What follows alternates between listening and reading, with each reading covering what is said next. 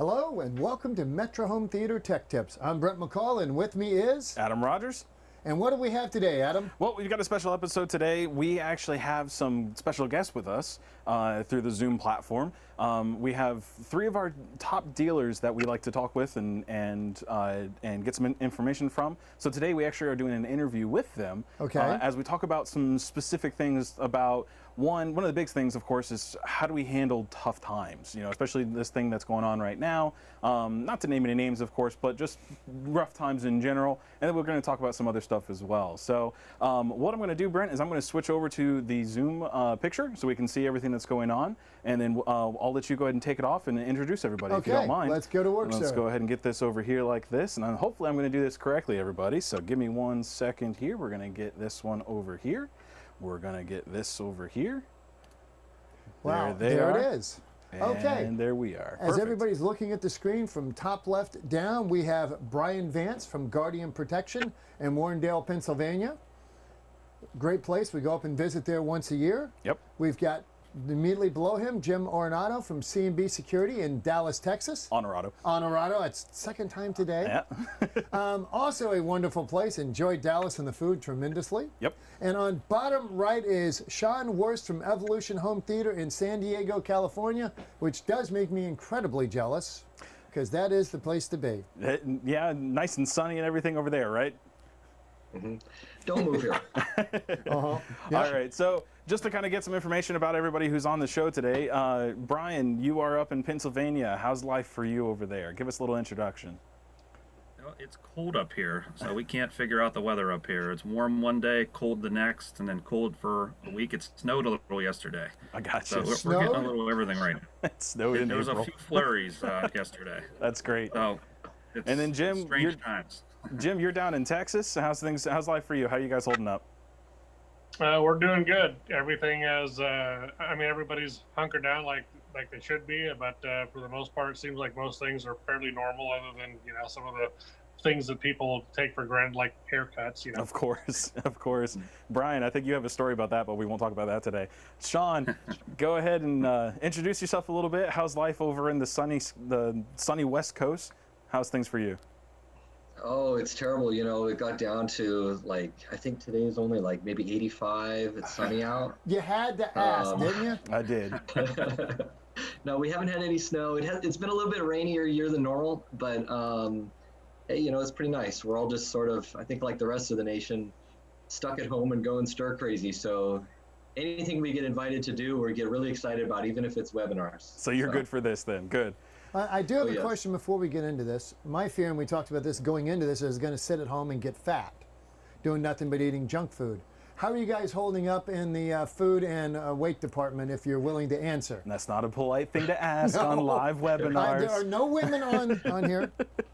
So let's go ahead and dive in, guys. So we're talking about let's go ahead and just bypass all that. When obviously with things going on right now, like Jim said, everybody's kind of hunkered down. How do you handle tough times like this? Are you guys staying busy, like work-wise, like other than sitting around watching Netflix? Do you guys are you guys having still having people call? All right, let's start with Brian. Yeah, I would say we're just as busy. With this Zoom and Microsoft Teams meetings, we're constantly talking to each other. We're trying to figure out, and like I said to you guys earlier, we're trying to do a lot of self-help for our customers, right? So we're filming a lot of things, and we're doing a lot of virtual things, and we're constantly on Zoom meetings, just trying to stay in touch. Business is still going. Our foremost business is protection, right? So we're a security company. Our technician is doing a phenomenal job of making our customers feel comfortable, right? We've given them masks, we're giving them sanitizer, we're giving them booties, we're giving them gloves. So it's been a weird time, right? Trying to get into people's homes when they need it. But our techs are doing great, and it's an essential business, right? People want security. So, but as far as these type of meetings, we're constantly on them, trying to think of new ways of reaching our customers. Good. Jim, how about you? How does C&B kind of stay busy during this time? We our primary business is the builder business, and for us, a lot of the stuff that we're doing right now is our homes that would have been started in the January-February timeline. So we're rocking and rolling as far as the production stuff goes. Our AV sales are a little bit slower than normal, but I can also say that some of our AV sales have gotten to be a lot better. So sometimes our customers are a little bit better prepared to spend a little more money during these times.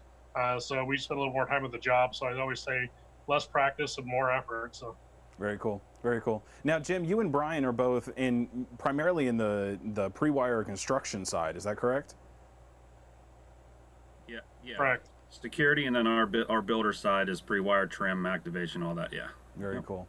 And then Sean, over in the West Coast, how are you guys holding up out there? Well, we're definitely quite a bit slower than normal. Things have been, shut down a lot, and customers are apprehensive about doing things. We do some commercial and some residential, but we're definitely a lot slower than we were. So what we're doing is using a lot of remote technologies to be able to talk to our clients, like the gentleman have said, to help give them support. We've been doing some camera systems. We're still hustling and trying to do what we can to make things happen. We've been donating our time quite a bit to some of the different charities that we work with too. Always said, when times get tough, try to give back, and yeah, definitely. It'll come around in the end. So with that being said,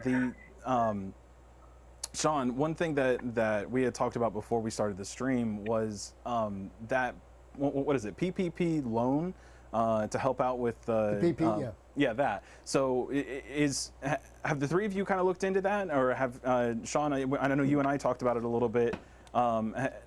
How are you doing with that? Is it gone anywhere? Well, we applied right within the first couple of minutes when it became available, and unfortunately, I'm a Chase customer, I guess, and it's come out, since we initially talked a few days ago, that there's been some, let's just say, untoward practices that they did with shifting around some of the larger lenders or larger loans ahead of the smaller ones, and even though we applied immediately, we got shifted to the back of the line or something because we're not a big company. Okay. And so I got a notification, more than 2 weeks after we applied that they're then just starting to look at the loan. So, gotcha. But I never put all my eggs in one basket. I'm not the kind of guy that's going to depend upon government to come and rescue me. So we're always, trying something else and pushing ahead, either way. So, now, perfect. Both Jim and Brian talked about doing the video conferencing and technicians still out there. Are you able to work with your clients that way as a primarily home theater business?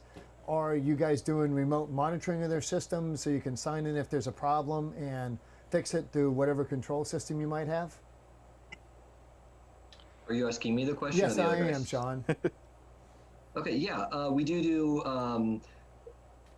a variety of different types of remote connections to client systems where we can check on their system, check on specific devices remotely. I can reboot things remotely, which is really nice. There's a variety of ways we can do that. I can connect to, we're a big Control4 dealer, so we can connect to customer systems there and update different things here and there. But we've been in customers' homes as well. And of course, we practice all the safe practices with masks and hand sanitizer and all of that stuff, make people feel comfortable. Are you finding that the remote monitoring is becoming a more positive statement to your client? Does it add value for you to them? Definitely, yeah. I mean, it has from the beginning. If you can solve a customer's problem in 5 minutes rather than, rolling a truck a couple days later, it's a game changer. I tell my customers all the time, a couple of years ago, I was on the beach in Thailand and a customer said, "Hey, my Wi-Fi isn't working." And I said, "Oh, just 1 second." I got on my phone and I rebooted it and fixed it, and they were amazed. And I took a sip of my margarita, and you stayed on the beach in everybody was Thailand. happy. So yeah. Very cool. Jim, are you guys using any kind of social media to stay, in front of people during the time as well? Yeah, we have a couple of different platforms we've been working with. We've been using Zoom and GoToMeeting and a couple of others. We found that a lot of what our home buyers were doing is they were appointment only. So our new home centers were staying open, and we've continued to have meetings. Some of my guys are meeting 3 to 4 customers a day. And, in the past, when we had to meet at different model homes, things like that, it seemed like our guys had more windshield time. Now our guys are more productive because they're able to spend their time, doing what they're supposed to be doing and then having meetings. So we just see, for us, this has actually been a little bit of a blessing because we've been able to try this a little bit. Builders have gotten a little bit more comfortable with us having these type of meetings, and also we're able to kind of be prepared to show customers more things just because we have electronics behind it through computer, through like PowerPoint and other types of programs. So this actually works out. It almost as a benefit in your situation because it actually creates an environment where you're less driving to the meeting and more just setting up a computer and going from there. Right. Yeah, our guys really like it. We've been trying to push for this more and more, but sometimes when you're there in person with the customer for design type meetings, there is something to be said about a person-to-person meeting, right? From a relationship building perspective. But with what we have going right now, and doesn't seem like that's hampering that at all. We still have customers that ask us about doing home AV and stuff like that. And when they've moved into the house. And so we're still utilizing those services to still present products. We have a showroom, and so we can do these type of meetings in our showroom and stuff. And customers can't listen to things and see TVs and things like that, but they can get the experience and the idea and then still proceed from there. At least the concepts can be put across the computer screen versus the actual experience of it. Yeah, and like Brian was talking about doing some videos that were like short clips that help their customers, things like that. We've been looking at other ways that we might be able to take some experience type video, make short experience type videos to show customers some possibilities, so that they can have kind of a virtual meeting and still get the concept of what we're trying to accomplish. So this is a long-term change, quite probably not based on what we're seeing today, but based on where you guys are finding the value in this type of meeting. It's a business change for you in the long term as well. It could be. Brian, I'll ask the same question to you. Are you using social media, other than doing the recordings and whatnot for your clients, are you using social media to kind of stay in front? Yeah, I would have to say we're probably using it more than ever. We have a team in our marketing department that runs social media, so we're on every single platform. We're having fun with it. We're having contests. We're keeping in touch with people. To the point of the self-help videos, one of the things to try to keep techs out of our house is a simple battery change. We have a lot of devices, so we just shot 14 new battery device changes, right? And we're posting those all over social media. But every single platform we're heavy in, and we have a lot of partnerships, a lot of sports teams and things like that, and we're trying to have fun with that as well. We're trying everything we can to be creative and stay connected with our customers. Now, have you set up an actual studio at your facility to shoot these? Yes, we have a full studio. We actually have a video production team. So most of the videos you see will be my hands in it. You're not going to see the rest of me, right? And we have a voiceover guy that does it, and it's pretty cool.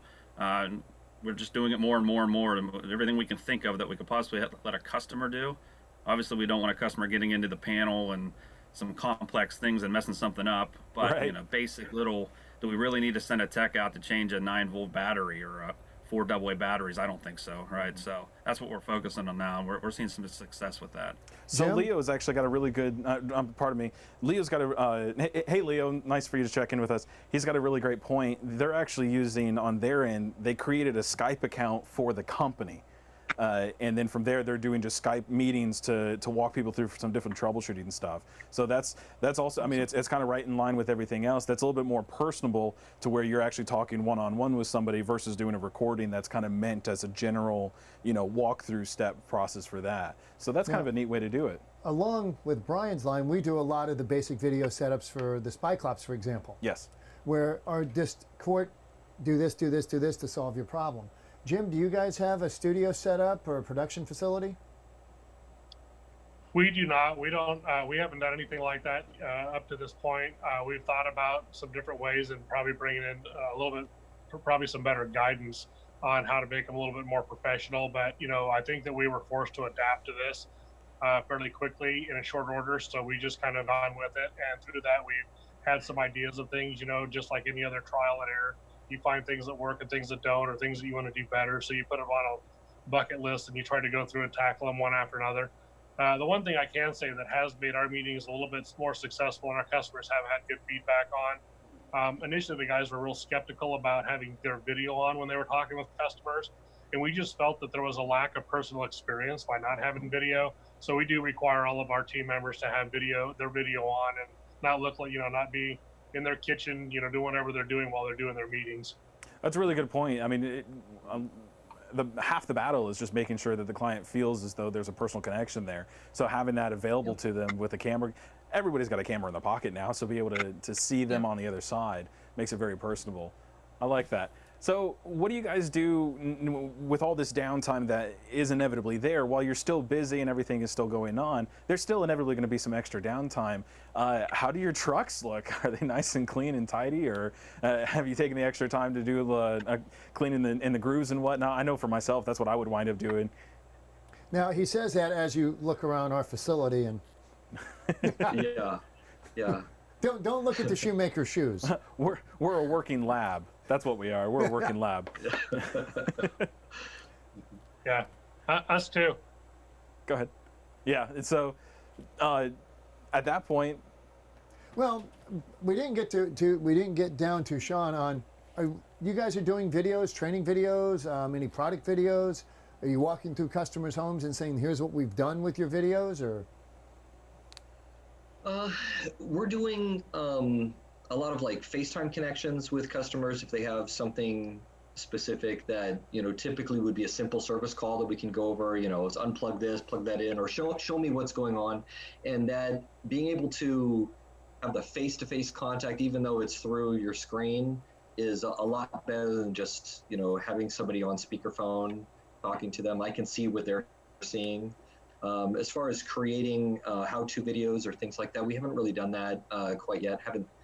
I like the idea of it. I need to think about what exactly we would create videos for. But as far as downtime is concerned, I think I've watched everything on Netflix so far. Learned a lot about the world of big cats. yep, That's interesting. as I think everyone else has as well. But my truck is dirty, so maybe I should get at that or tell my kids to go wash the truck. There you go. There you go. well, that's we have a car wash guy that comes to Metro and he hasn't been. So, ooh. Yeah, all the cars in the parking lot are They're a little dirty filthy. right now.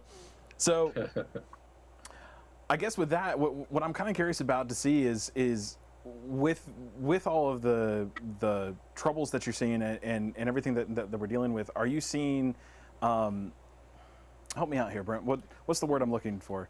Just more. Is there of a, light at the end of the tunnel? Is there light at the end of the tunnel? Do you see something coming out of this in the positive? And we'll start with Brian. Sorry, gentlemen. You're on the spot now, Brian. No, I absolutely see a positive of this.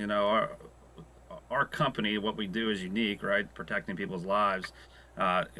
If we're there for them through all this, I think it's just nothing but positive through that, right? If they have a problem, we're either virtual with them or we're sending a tech out still. They're coming to their homes dressed the right way to make them feel comfortable, right? Some people don't want us in there, and I get it, and we will help them virtually as much as we can. But how could it not be a positive thing, right? We have to spin it that way. We can't be negative constantly about what's going on, right? But I think this is going to help a lot of our companies as long as we're there for our customers and we're not, letting batteries go and alarms go off and we're not answering the phone. That's not going to be good, right? Yeah. So we're doing the right things and we're going to continue to do the right things, and it's got to be good in the end, right? It's got to be. Definitely. Well, now, and Adam and I have talked about this because we do come from different worlds. I'm old school installer from the 90s, early 2000s, and the times have changed.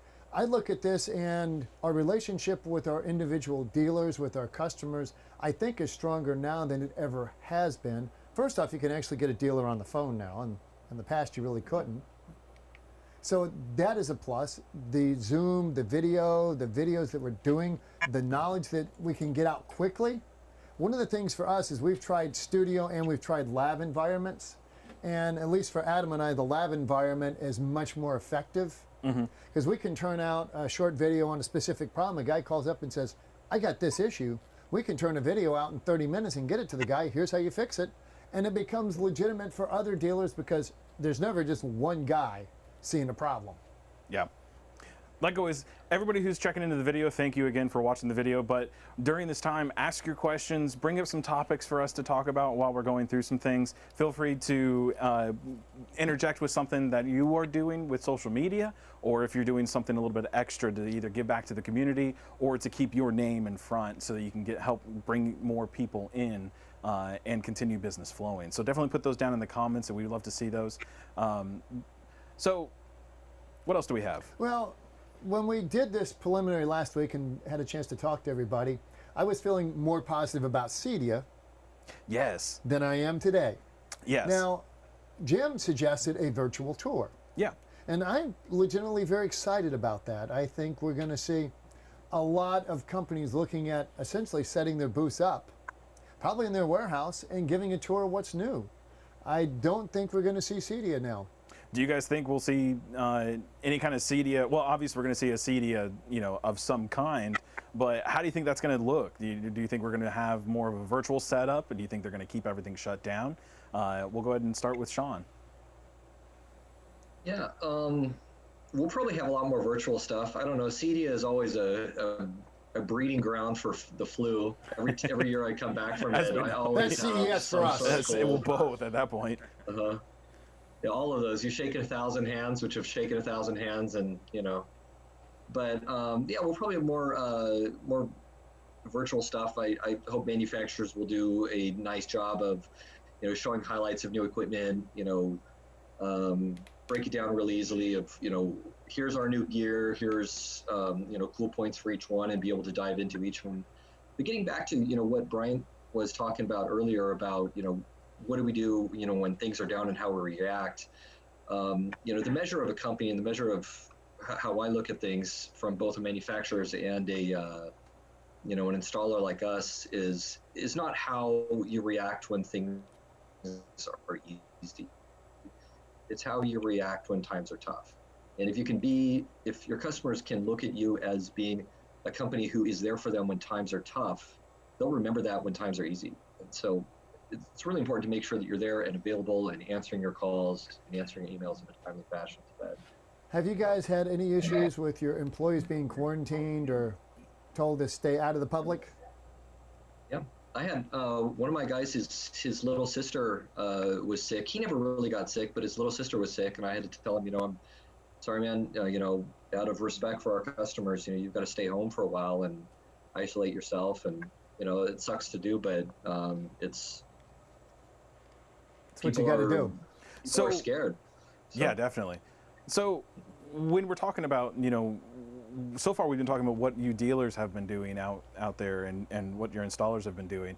But really the question needs to come down to this. What is a manufacturer can do for the dealers and for the installers during a time like this? Is there something that we could be doing better or that other manufacturers or other distributors can be doing better to aid you in this area? Jim, we'll start with you.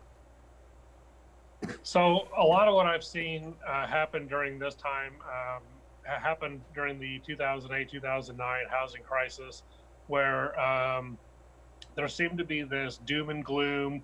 No homes were being sold. Nothing is happening. So the manufacturer world just kind of shut down a little bit. And so for us, what we've always done is focus on what we could do. And at the end of the day, we have employees that we have a responsibility to. So we have to stay fluent in those times. We have to stay up to date with what's happening, get involved with those things that we may have been uncomfortable with in the past, things like that. But we found that a lot of manufacturers seem to it's like the product's not available, or you have difficulty getting products. So I think it's just as important for those, reps and those vendors to make sure that shelves are stocked, the materials coming in, that they're communicating with their partners, things like that, so that we can sell things. Because nothing's more frustrating, especially if you're trying to claw through every sale and make sure you can get sales coming through the door. There's nothing worse than saying, "Oh, sorry, I know we had this great sale, but we can't do it because we can't get all the equipment." Right. So that's very important, being able to do that. We had this conversation with a guy last week that needed an AVR, could not get it, so we had to create an alternative route for his audio so he could get his 4K to the TV. That's right, because the distributor that he bought through didn't have get any the more than just that AVRs. one. So, Brian, how about you? How do you see what can we, the manufacturer, do for you, the dealer?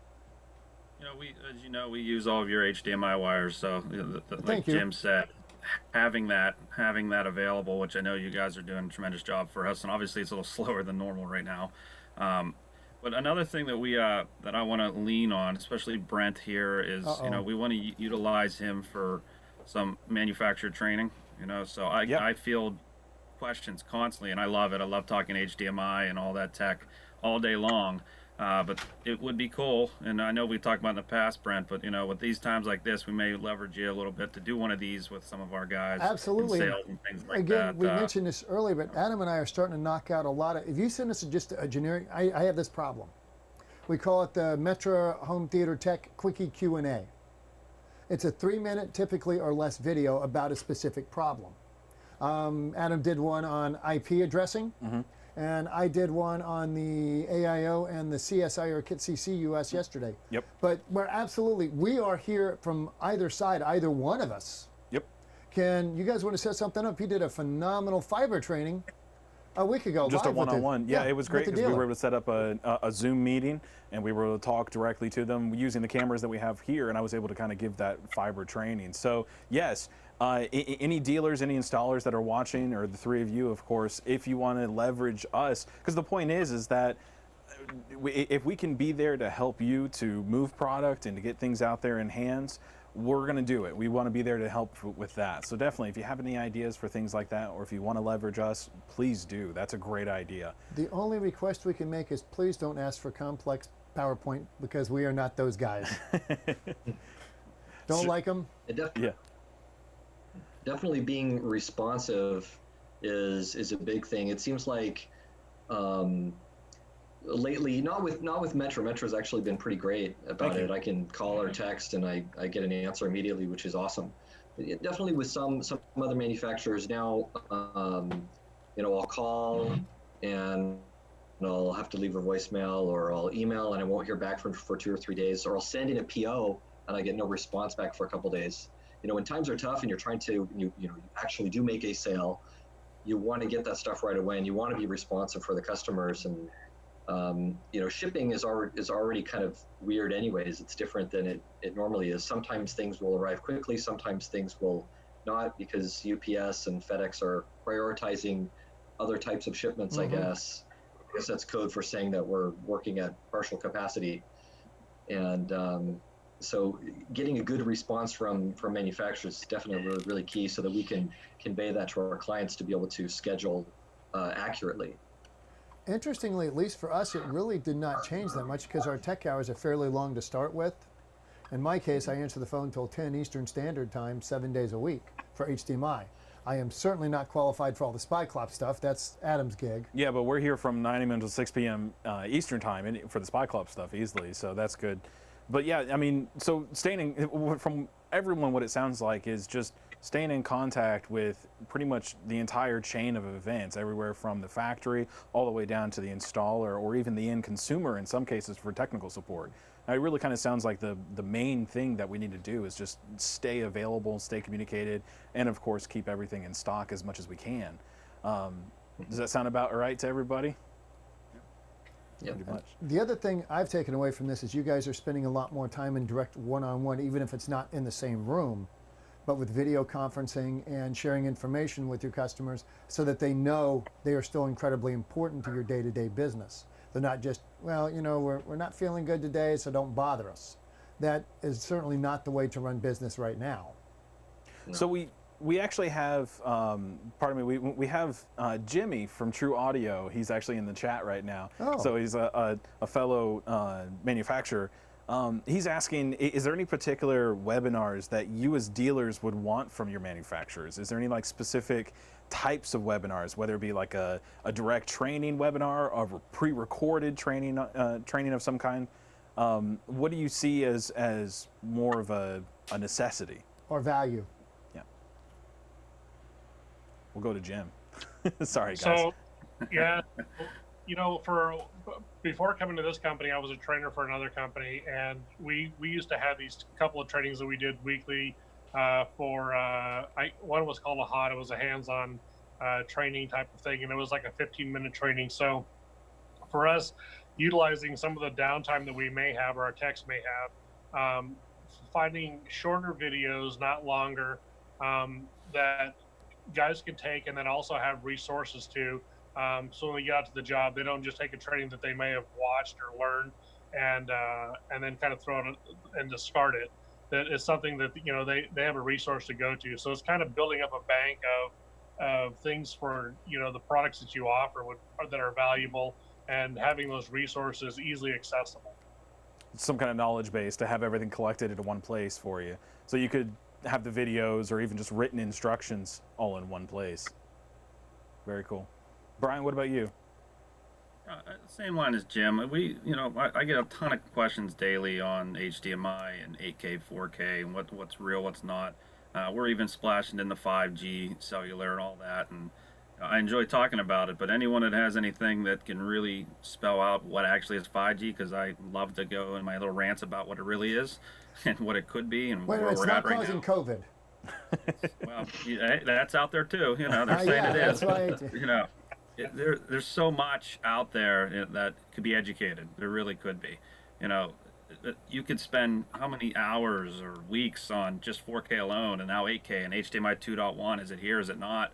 I'm always looking for things like that for my team. I write articles for them, but coming right from manufacturers, it's very powerful. Let me ask. So something simple, all right? Let me ask the Nothing too question complex. another way. What is of no value to you that a manufacturer might try to push down your throat or get you involved in? What is of no value? That's a good idea. I can answer that one.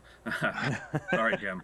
So one of the biggest things we have is in our audio world. We do a ton of speakers, in ceiling, in wall, whole home audio. Someone says, "All right, I got this speaker. It's made of silk. This one's made of titanium. This one's made." Yeah, people are like, "Okay." It's a very difficult conversation of why I need this speaker against this speaker.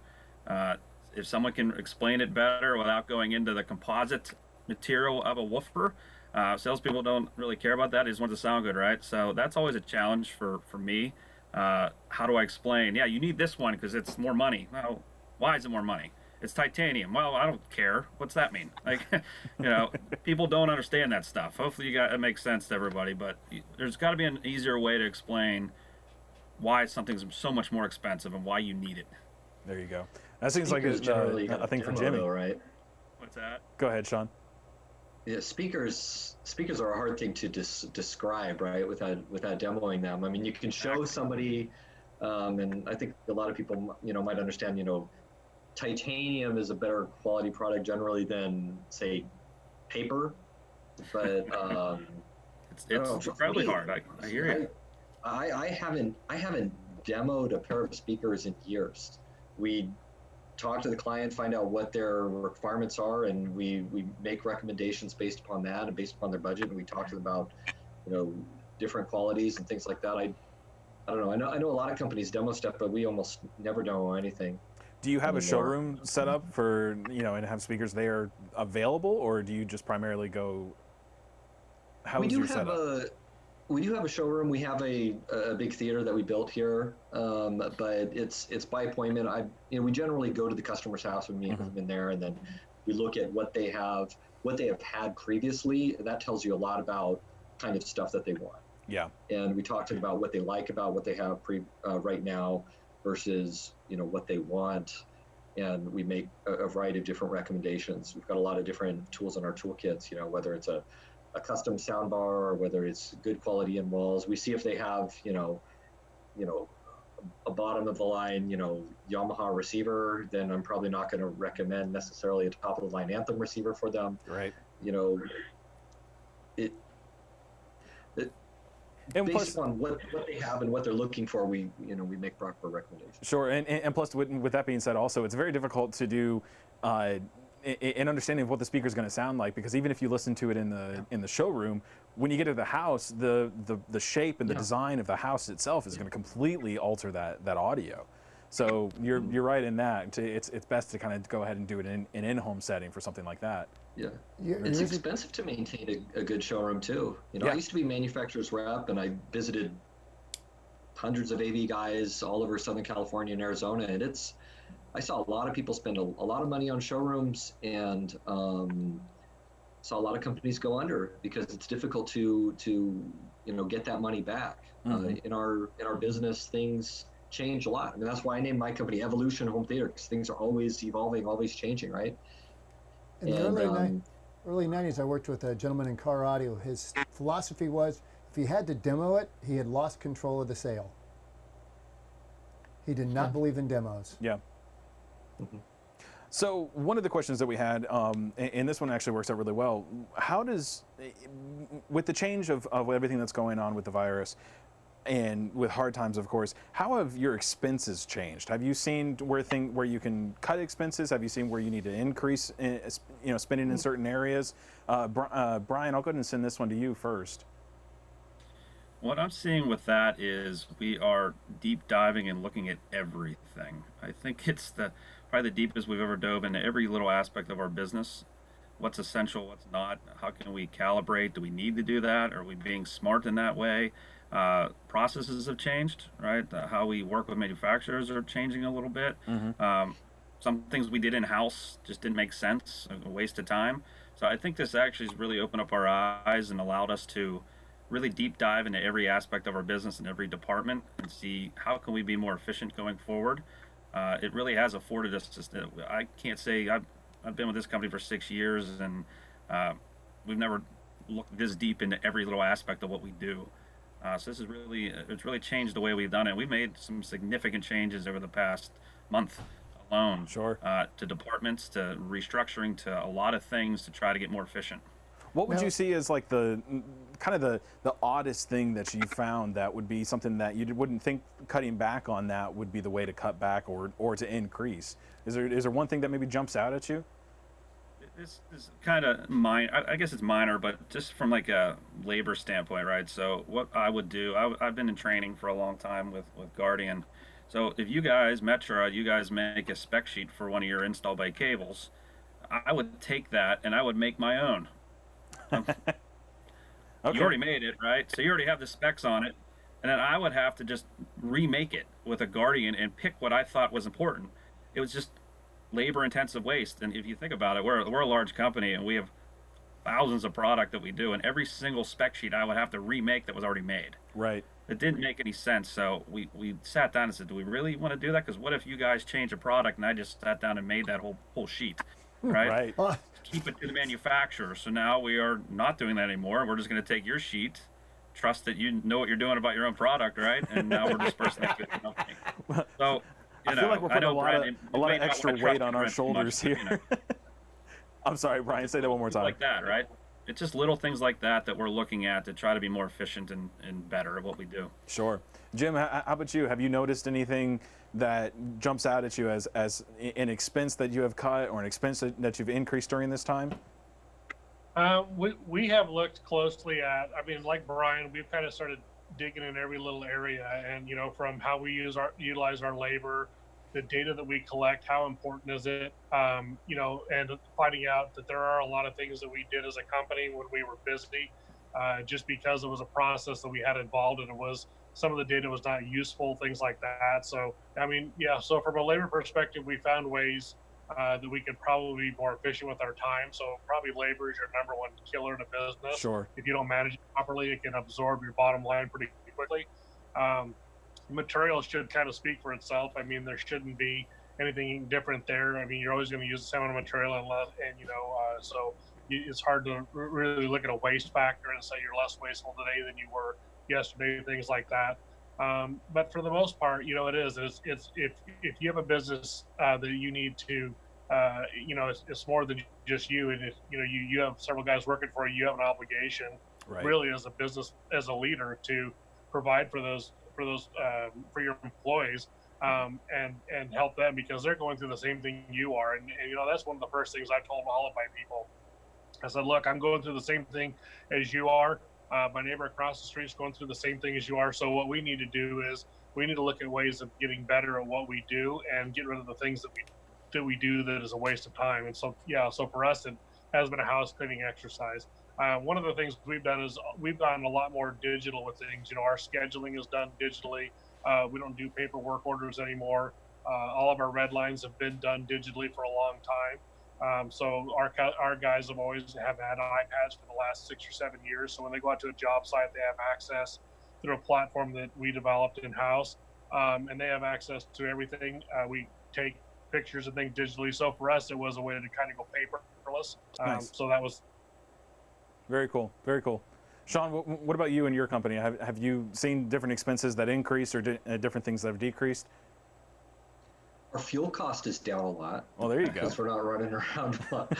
But no, I'm a smaller company than I think these other guys. So I've always been somebody who's looked at efficiency a lot, and we turn on a dime a lot. You know, we buy our fuel in bulk, so we save a little bit there. Plus, we fuel up here, you know, after hours or before we take off, which saves a lot of time. You know, stopping off at the gas station on the way to job sites, or you know, trying to find the, you know, if you're in a nice area of town, you're not spending $1 a gallon more. California's already super expensive for gas, so if I can save, you know, a decent percentage, I will.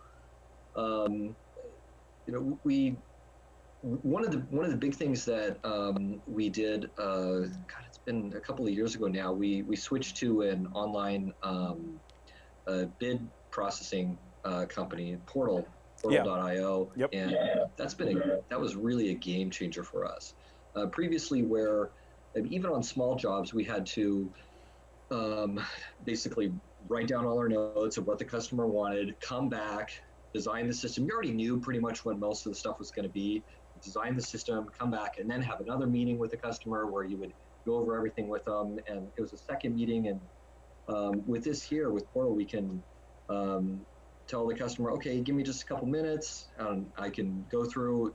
I don't have to maintain a database of all the equipment that we sell. They automatically update with all the manufacturers we do business with and all of the product that they do business with or that they sell, plus all their costs and all of that stuff. So I can know what, you know, my profit is on a job right away, and I can present it to a customer right then and there on my phone, and I can get the job sold right then and there. And if a customer has a question with it, I can change it right then and there as well. It looks beautiful and professional. If I need to, then, you know, email something later on.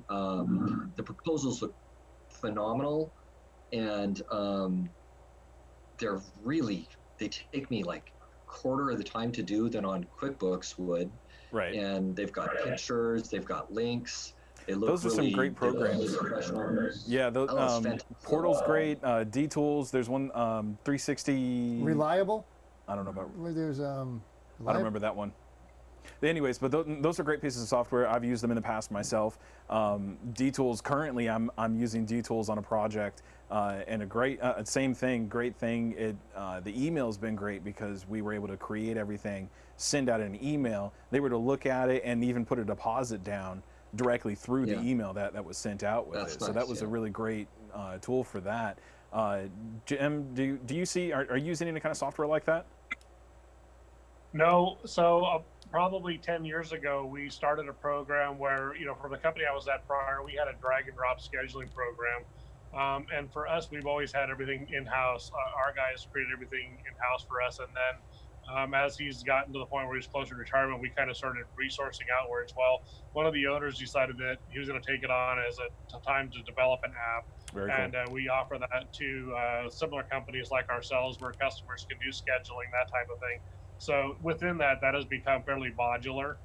So over time, you know, our product, for us, it is maintaining a database, that type of thing. But for us, it's very flexible because it all incorporates and it integrates it with a lot of other people's platforms, especially if they use scheduling platforms. A lot of builders use things like Bricks and other types of scheduling platforms. So the software that we have developed and the app that we developed work hand in hand. So a lot of times if a builder has a start date, you know, everything follows suit. It automatically sends POs. You know, a lot of that stuff is auto-generated. We know the day, we know all of that information. So for us, you know, we haven't used a lot of outside tools. I have looked at outside tools in the past when it comes to creating proposals and things like that. So we've incorporated some of those types of things, but for us, it's just been kind of like an in-house thing. Right. Brian, what about you? Yeah, we use a bunch. So Yeah. we have our our own team created our own internal system for sales and everything, but we also have Salesforce, and we use OFSC from Oracle Salesforce, yeah. for our techs for training. Used to be TOA. So we have a lot of complex programs that all work together, which is good. Yep. There's some challenges with having that many different programs. I'll tell you that right now. But for the most part, we're doing well. And Salesforce is pretty new to us. It was just this past year we launched Salesforce, so that's really helping with the sales side. Very nice. As far as webinars and things that a manufacturer does, because everybody's dumping them on you guys big time now, is there something you don't want to see? It's a waste of time to you? More Yeah, COVID announcements. More like how to cover your face properly and how to wash your hands. I don't need that.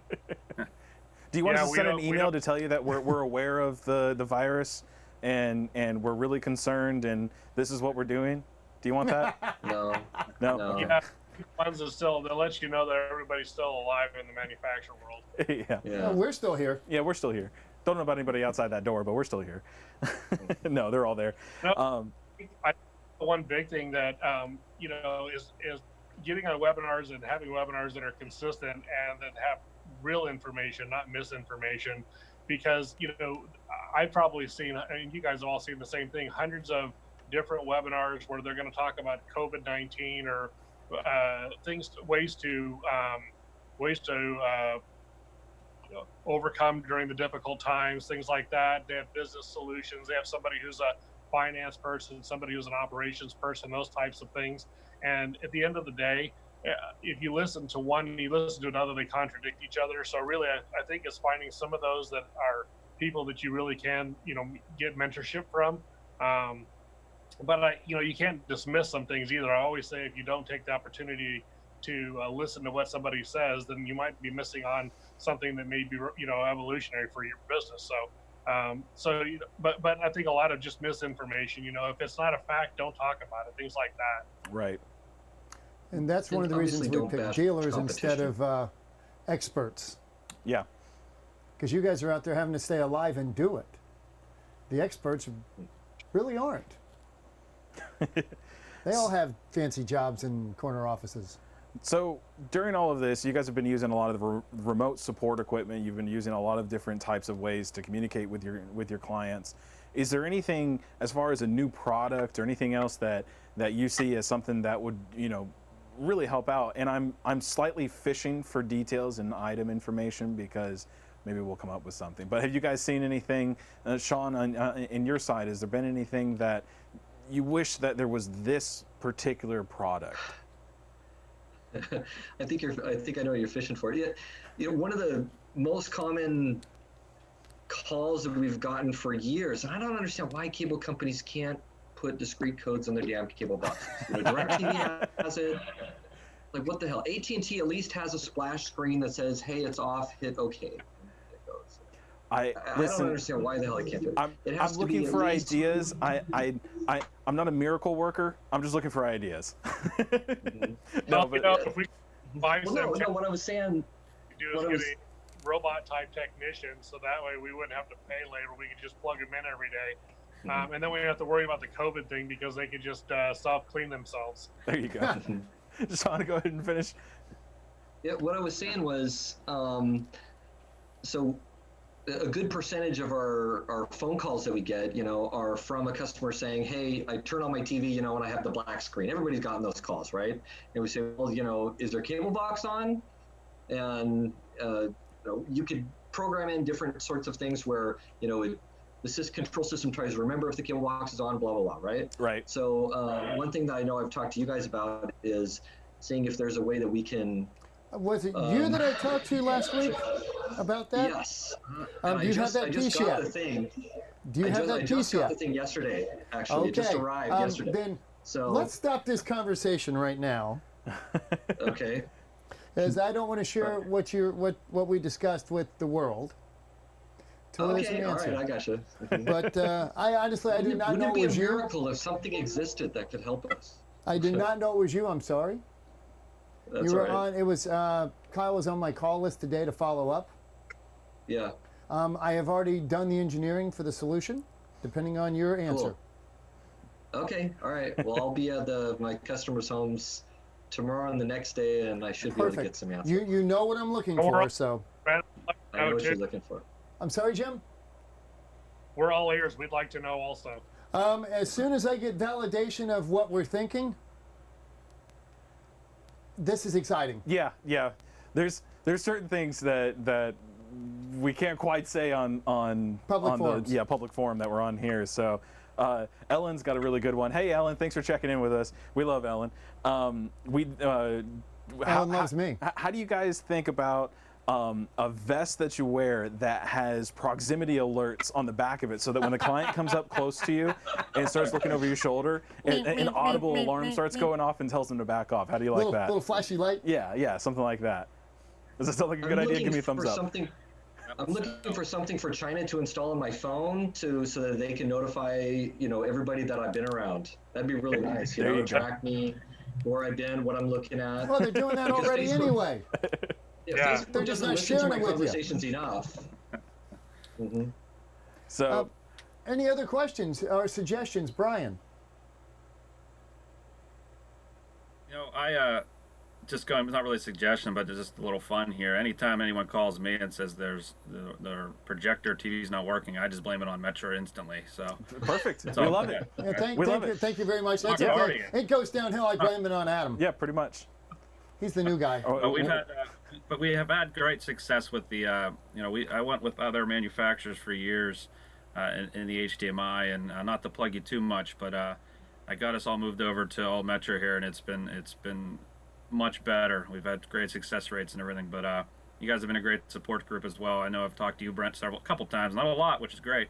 You know, a couple- and that indicates how good you guys are doing out in the field, because I know the numbers that you All guys right. buy we get from the us. cable cut here and there. Well, who isn't, right? We're in the business of trim and pre-wire, and you know what happens. Nails Stuff go through happens. them and get cut, and right. And you can't help that. But as far as performance, right? There's always going to be a few old projectors that don't like fiber and things like that. But it's been pretty solid. So I appreciate your guys' support. Well, Brian, we really appreciate that. Your check's in the mail, so you're taken care of. No. And don't Very forget, much. any videos you I'm need, laying it on thick. There you go. anything you need, send a list to Bob, and I'll make for you.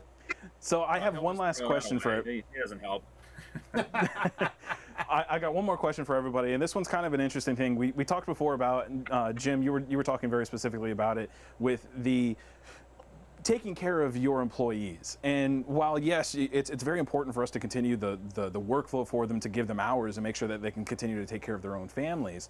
How do you, on top of that, it's also, you have to ensure that the morale inside of your workforce is still high. Are you guys doing anything extra for keeping everybody's morale up, other than just the dark humor and everything else that goes along with the communications? I mean, Jim, we'll start with you.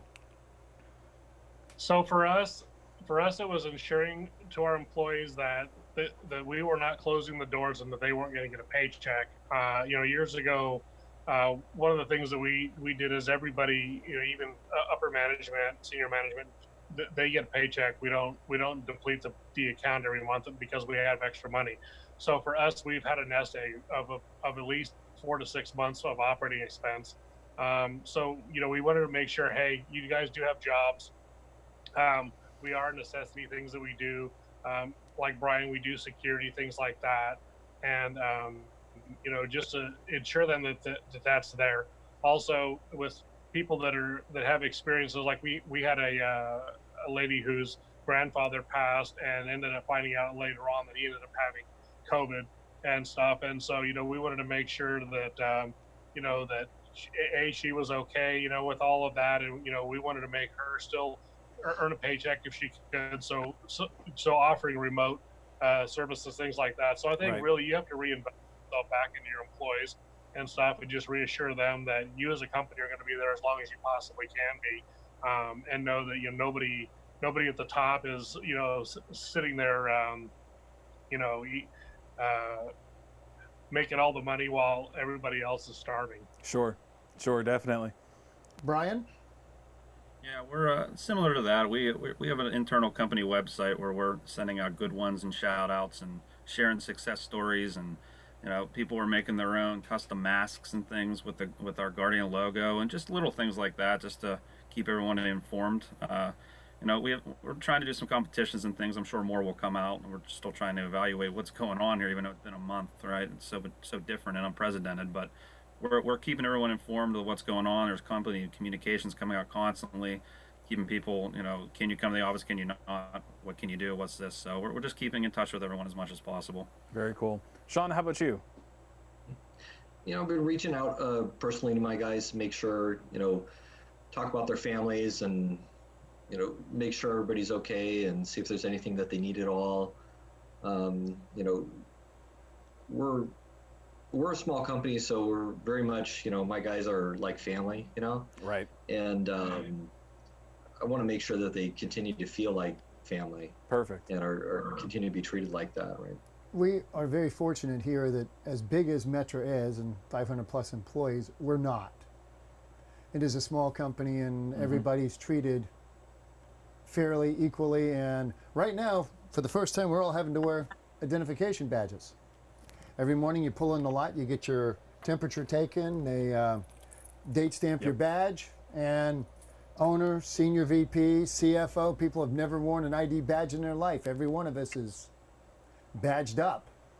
It feels pretty good for us down here because it's great because our like you said, the upper management, you walk in there and normally you would think, well, are they ever going to walk through the hand washing station? And sure enough, they're right there doing the same process as everybody else, so they're taking it very seriously.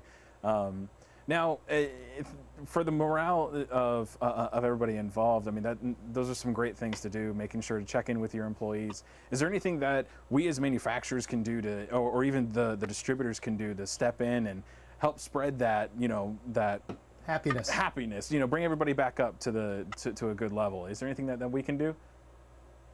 Shirts are always fun. Shirts are always fun. Swag. We'll start getting some swag. Yeah, get some swag out there.